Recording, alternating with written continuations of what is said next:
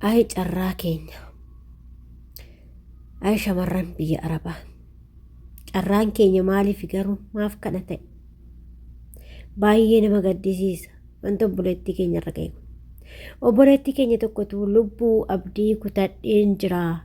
Dadhabbii waggaa 4 hiriyaa kiyya amanee irratti ergachuu ture naganee maannaa wayyaa jettee jechuudha. Ayaa gara laafenna keenya kanamu deemee qilee itti nugata jechuudha. Ashamaa akkam jirtu hordoftoota kabajamtoota chaanaala kootii kan biyya keessa kan biyya alaa bakka jirtanitti nageenyi waaqayyo isin haa baay'atu. Ani obboleettiin keessan nagaa guutuun qaba. Isinis akka nagaa naa taatan abdii guutuun qaba jecha. Egaa har'a obboloota koo akkasuma immoo warroon chaanaala kiyya faaraa taatan sabskraayibii gochuudhaan maamila keenya ta'aa akkasuma warri ta'aa jirtan immoo hedduu galatooma ulfaadhaa. Isiniin jechuu jaaladha. Egaa kaa obboleettiin keenya tokko akkuma barreeffama ammas ni dubbisee irratti lubbuu abdii kutadheen jira. Dadhabbii waggaa 4 hiriyaa irratti amanee ergeen nakaadee maannaa wayyaa jette jechuudha. Komentiin dhugaa waan baay'ee nama gaddisiisa obboleewwan koo. Baay'ee tokko nama gaddisiisa jechuudha. Ati gaafa hiriyaa dhallee jettee irratti ergitu innis nyaata. Yeroo baay'ee wanta akkanaa kun hin deddeebi'a. Ijoollee waggaa 3, waggaa 4, waggaa 5, waggaa 6, waggaa 7 waama hiriyaa kan irratti erganii akkasitti dadhabbii ofii dhaban hedduutu jira. Obboloota koo hanga dandeenyu wal gorsina, hanga dandeenyu wal gorfanna. Nuti namni nuu beeku hin jiru. Nuti walii beeka malee namni tokkoyyuu namni nuu beeku hin jiru jechuudha. Walumaa galatti hundumtuuyyuu nuu beeku jechuudha. Innaa maal jette obboleettiin keenya kun kaa dadhabbii waggaa 4 dhiisate obboleewwan koo kan waggaa tokkootu yoo ta'e waggaa tokkotu yoo ta'e dhiisate ji'a 4 yoo ta'e hanga inni nama miidhuu hin beektan jechuudha. Dawoosuma ji'a tokko yoo ta'e hanga inni si muudhu hanga inni si gubuu hin beekta. Maaliif hirriiba kee itti dhabdee itti dafqitee itti fatamtee itti hagabuu kee oltee itti hagabuu kee bulteeti kan fidde malee teechee soofarraa yookiin immoo koompitara wayii goroggoraa hin finne jechuudha.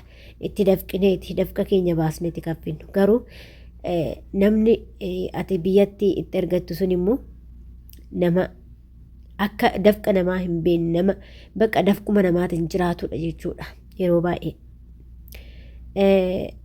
obboleettii koo hunda caalaa abdii kutadhee jireette abdiis kutachuu hin qabdu. Wanti ta'ee jira. Akka obboleettii tokkotti gorsa kanan dabarsu hundumaaf warroota akka ishii kanatti jiranii fi warra ani dhaamsa dabarsuu fi barbaadu obboloota koo dhugaa waaqayyoo dubbachuudha fi silaa wanti ta'ame mucaan kun amma duubatti deemuu hin dandeechu. Wanti isheen fidattee duubatti deemuu hin dandeechu. Garuu abdii kutachuu san dhiisi. Obboleettii koo abdii hin kutatin. Namni nama du'etu abdii kutata malee namni jiru abdii hin kutatu. Maaliif hojjettee gaafaat abdii kutatte dadhabaa deemta. Wanta son hojjettee irra ga'uu hin dandeessu. Garuu gaafaat abdii kutachuu baattee jabaatte immoo kana caalaa hojjettee ati waan guddaatti bahuu dandeessa waan ta'eef. Fakkeenyaaf inni waggaa 4 nyaate ati waaqayyo yoo si gargaare waggaa takka keessattuyyuu deeffachuu dandeessa. Waggaa 2 keessattuu deeffachuu dandeessa. Xiiqoftee jabaattee hojjechuu qabda. Yookiin immoo lubbuu keetirratti wanta hin taane ofitti faradin. Lubbuu keessatti irra faradina warroon akkanaa kun jechuudha. Hiriyaan keessa warra si nyaate si raabate. Lubbuu keessa irratti homaa waan takka gochuu hin yaadina. Maaliif qarshii hin argatta hojjettee argatta haa baddu silaa badde waan ta'eef. Garuu wanta te dogongorte illee hin jira obboleettii koo. Yeroo tokko obboleewwan koo numatu dogongora nuti shamarran taatu dogongora. Hanguma fe'ellee abbaa manaa keessi jaalatee yookiin immoo seera si godhee zargii si godhee waa hunda si godhee maatii kee beeksiseeyyuu yooma ta'eeyyuu isumaayyuu hin amanin lubbuu. Isumaayyuu hin amaninaa dhugaa isiniin jedha. Maaliif hoo jettanii ilmi namaa kun gaararraadha. Gaararraa agartanii gaararraan kun waanuma argite san fakkaatti jechuudha. Keessattuu ijoolleen dhiiraa gaararraadha. Dhugaa isiniin jedha jechuudha. Maaliif isiniin jee beektanii isin shamarri takka yoo isinitti bareedde ishuma fakkaattan sanis yoo fakkaattan isinuma fakkaattan isin tokko qabattanii gadi hin teechan osoo bultii qabattanuu nama biraa ari'uu deemtan qarshii irraa nyaatanii itti hangattan isin akkasan ilmi namaa gaararraadha jechuudha. Kanaaf ilmi namaa sitti jijjiirama waan ta'eef kan sitti hin jijjiiramne waaqayyo kee qofa waan ta'eef ofii keessanii hunduma isaa itti erguurra hanga danda'ametti abbuma manaa keessuma seera godhattee ilmoo irraa qabdullee yoo ta'e hanga tokko buukii keetii irratti waa galfachuu yaade obboleettii koo waan xiqqoo isaa taatu irratti galfachuu yaade malee amma abbaa manaa kooti inni akkas nan godhu inni akkasii inni nan kaadu inni akkasii inni nama amananaadha jettee itti of hin gatiin obboleettii koo guyyaa tokko akkuma jaalala jirtu jibbi jirti guyyaa tokko gaafa inni sitti ka'e akkuma amma micayyoo kana gane kana isin ganaa jechuudha kanaafuu immoo hanga danda'ametti waa ofii keessanii buukii baafattanii isinillee cinaatti erguu qabdu gimmaashoo isaa argitan gimmaasha ofii keessanii erguudha yoo abbaa manaa keessan ta'e silaa kan hiriyaa yoo dubbanne hiriyaadha jedhamee kan qulqullee feesbuuk irraa yaatee dhuftus isinii hiriyyuma jettanii itti ergitan jechuudha kan bakka isaan baate bakka ishiin baateeyyuu kan hin beekne iddoo ishiin baate ganda kamii akka baate gosa ishii kan hin beekne maal ishii kan hin beekne inni of bareechee iddoo babbareedatti deemee suuraa ka'ee isinii ergu qalbiin teechan akkasumatti rarraatee ejjiniin wanta qabdan mucaa kanatti fixattanii booda inni bilookkisi nyaachisaa jechuudha warri feesbuukaa fi onlaayinii kanaan jaalattanii jechuudha.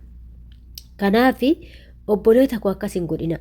Kanaaf homa heerumtee dhuftellee cinaatti gimmaasha waa qabadhuuti gimmaasha isatti erge.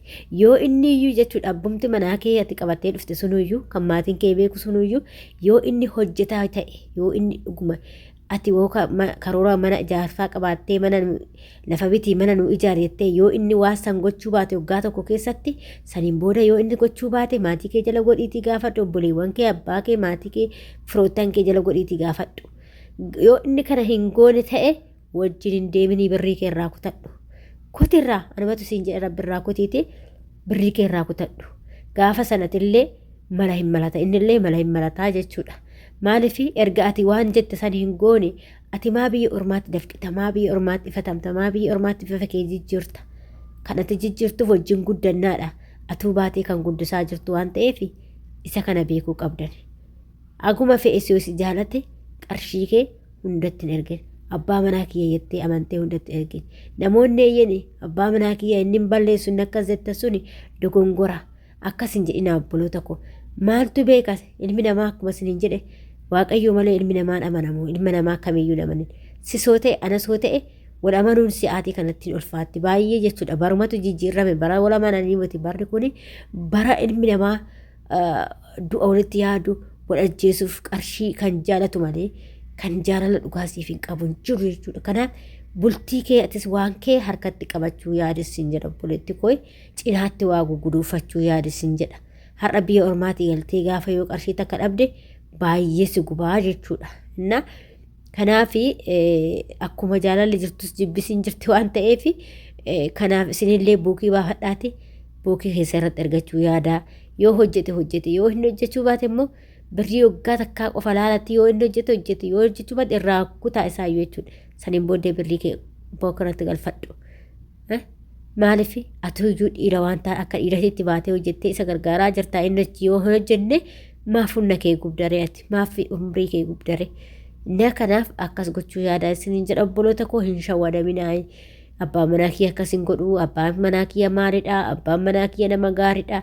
Gaariin waaqayyo malee ilmi namaa yaate kanatti hin jiru. Gaariin waaqayyo si uume qofa. Kanaan booda namni tokkoyyuu gaariidha jettanii kan faarsitan hin jiru jechuudha addunyaa kanarra. Innaa kanaaf of sanyoo godhaa isiniin jedha dhaamsa kooti kuni.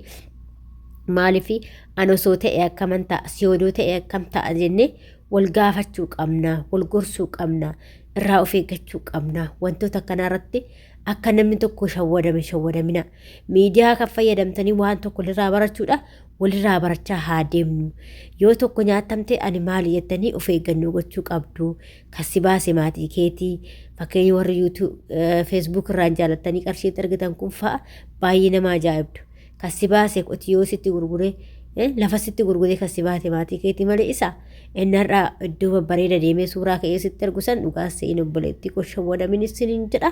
Innaa kuni dhaamsa kooti kaa obboloota kooyi adaraa of eeggadhaa warnoota akkanarraa obboleetti koo waaqayyoo obsa siifaa kennu obsii amshirii homaa motii sassan caaluu argartaa obsiitii hojjetadhu hojjetadhu sin jedha sanii olitti bahuu dandeessa humaamatti isa nyaate filbaanyi malee siniin jedha akkasuma warroonni chaanala kiyyaa faaraa taata sabskraayibii gochuudhaan maamila keenya ta'a warri ta'aa jirtan immoo hedduu galatoomaa ulfaadhaa siniin jedha hanga viidiyoo biraatiif itti deemnuti turtii gaarii siniin jaaladha.